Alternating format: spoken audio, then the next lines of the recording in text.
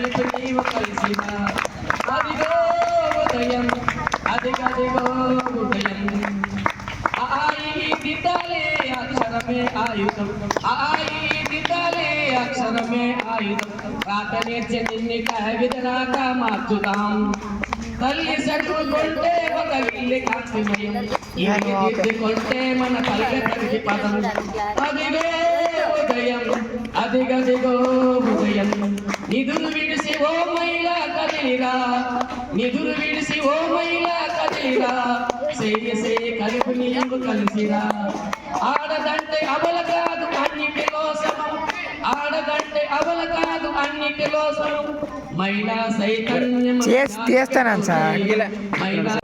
సావిత్రిబాయి ఫులే సందర్భం మీ అందరికీ నా ఆశీస్సులు.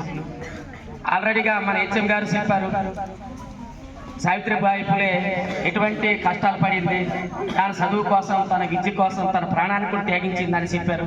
అలాగే మేడం గారు కూడా ఉదయం మీకు చెప్పారు, పూర్వంలో విద్య అనేది చాలా కష్ట దూరంలో ఉండేది.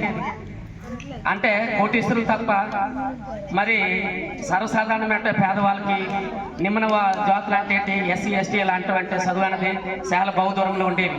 అలాంటి సందర్భంలో సావిత్రిబాయి ఫులే గారు విద్యని నేర్చి ఆయన భార్య అయినటువంటి ఆమె భార్య అయినటువంటి అతను ధైర్య సాధనతో విద్య నేర్చుకొని మొత్తం నడుము కట్టుకొని